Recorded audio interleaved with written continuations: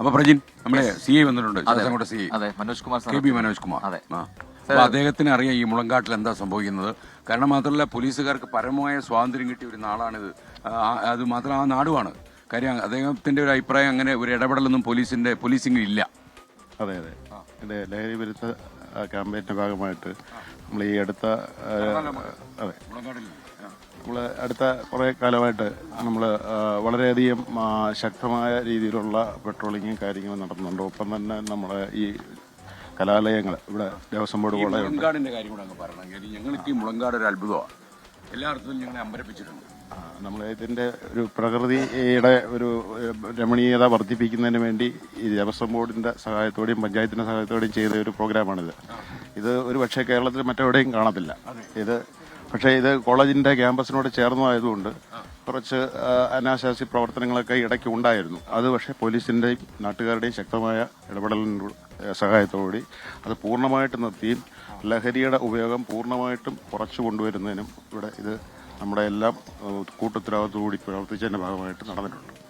ഞങ്ങൾ കോൺടാക്ട് ചെയ്തപ്പോൾ നമ്മുടെ കൊല്ലം ജില്ലാ പോലീസ് സൂപ്രണ്ട് പറഞ്ഞത് ശക്തമായ നടപടികളുമായിട്ട് മുന്നോട്ട് പോകും, ജനജാഗ്രതാ സമിതികൾ ഉണ്ടാക്കും, മാത്രമല്ല ഇവിടേക്കുള്ള അനാവശ്യമായ എൻട്രികൾ അവസാനിപ്പിക്കും. കാരണം കുട്ടികളിലൊക്കെ ആൾക്കാർക്ക് പേടിയുണ്ട്, നാട്ടുകാർക്ക്. കാര്യം വല്ലവരും എടുത്ത് കായലിൽ ചാടിക്കഴിഞ്ഞാൽ അവർ ഉത്തരം പറയേണ്ടി വരും എന്നുള്ള പേടിയൊക്കെ ഉണ്ട്.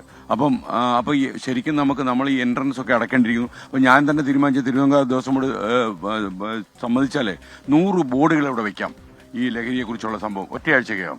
തീർച്ചയായിട്ടും അത് നല്ല ഒരു അഭിപ്രായമാണ്. കൂടാതെ നേരത്തെ ഈ കായലിന്റെ തീരത്ത് ശക്തമായ പോലീസിംഗ് മുളങ്കാട്ടിൽ നടത്താൻ നിങ്ങൾക്ക് പ്രായോഗിക പ്രശ്നം എന്തെങ്കിലും ഉണ്ടോ? ഒരു ബുദ്ധിമുട്ടുമില്ല, അത് നടന്നുകൊണ്ടിരിക്കുകയാണ്. മഫ്തിയിലായാലും പോലീസ് ഉദ്യോഗസ്ഥർ ഇവിടെ പല പോലീസിംഗ് കാര്യമായിട്ടുണ്ട്, ഇവിടെ കാര്യമായിട്ടുണ്ട്. അത് നമ്മൾ പല കേസുകളും ഇത് കോളേജ് സ്റ്റുഡൻസ് അല്ലാതെ തന്നെ പുറത്തുനിന്നൊക്കെ ആൾക്കാർ അനാവശ്യമായിട്ട് ഇവിടെ കറങ്ങി നടക്കുന്നതൊക്കെ നമ്മൾ അവരെ ഡീറ്റെയിൻ ചെയ്യുകയും ചോദ്യം ചെയ്ത് അതിന്റെ കറക്റ്റായിട്ടുള്ള നടപടി സ്വീകരിക്കാനും സാധിച്ചിട്ടുണ്ട്.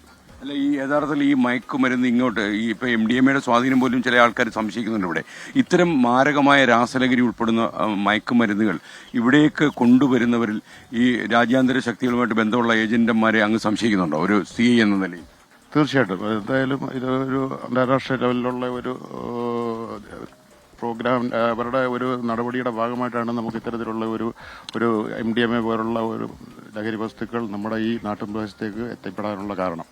തീർച്ചയായിട്ടും അത് ഇവിടെ മാത്രമല്ല, കേരളത്തിലും ഇന്ത്യയിലും മൊത്തത്തിൽ അതിന് ശക്തമായ നടപടി നടന്നുകൊണ്ടിരിക്കുകയാണ്. തുടർന്നും അത് ഉണ്ടാകും.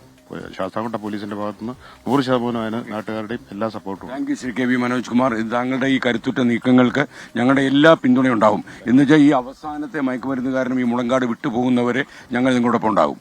Thank you. ഓക്കെ, നമുക്ക് വരൂ. നിങ്ങൾ എവിടെയാ പഠിക്കുന്നത്? എങ്ങനെയാ പഠിക്കുന്നത്? മുളങ്കാട്ടി വരാറുണ്ട്. അപ്പൊ എന്താ നിങ്ങൾ ഇവിടെ കാണുന്ന കാഴ്ച? ഇവിടെ കുറച്ച് കപ്പിൾസ് ഇങ്ങനെ ഇരിക്കുന്നൊക്കെ ആയിട്ടാണ്. ഈ മയക്കുമരുന്ന് കക്ഷികളെയൊക്കെ കണ്ടിട്ടുണ്ടോ? ഇല്ല, അങ്ങനെ ആരെയും ഇതുവരെ കണ്ടില്ല. മറ്റ് കോളേജുകളിൽ നിന്ന് പിള്ളേർ വരുന്നുണ്ടെന്ന് പറയുന്നു. ഇവിടെ സ്കൂളിൽ നിന്നൊക്കെ പുറത്തുനിന്ന് ആൾക്കാർ വരുന്നുണ്ട്. ഏത് ക്ലാസ്സിലാണ് പഠിക്കുന്നത്?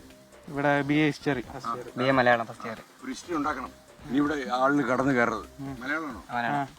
നമുക്ക് ഈ ലഹരി എന്നുള്ള വിപത്തിനെതിരെ പോരാടണ്ടേ? എന്താണ് നിങ്ങൾ അതിന് ചെയ്യാൻ പോകുന്നത്? ഞങ്ങളുടേതായ പറ്റിയ രീതിയിൽ നിങ്ങൾക്കാണ് ചെയ്യാൻ പറ്റുന്നത്. വിവരങ്ങൾ എവിടെയെങ്കിലും കണ്ടാലോ അറിഞ്ഞാലൊക്കെ അത് കൃത്യമായിട്ട് അധികത്തെ അറിയിക്കണം. നമ്മുടെ സുഹൃത്തുക്കൾക്കൊക്കെ അങ്ങനെ എന്തെങ്കിലും ഉണ്ടെങ്കിലൊക്കെ കൃത്യമായ സംവിധാനങ്ങളുണ്ട്. നിങ്ങൾ അധ്യാപകരെ അറിയിക്കുക. അതിലൂടെ മാത്രമേ മുമ്പോട്ട് പോകാൻ പറ്റുള്ളൂ. നിയമവ്യവസ്ഥയും കൂടെ ഒരു ഇതായാൽ മാറണം. കോളേജിലൊക്കെ പറയണേ. Thank you.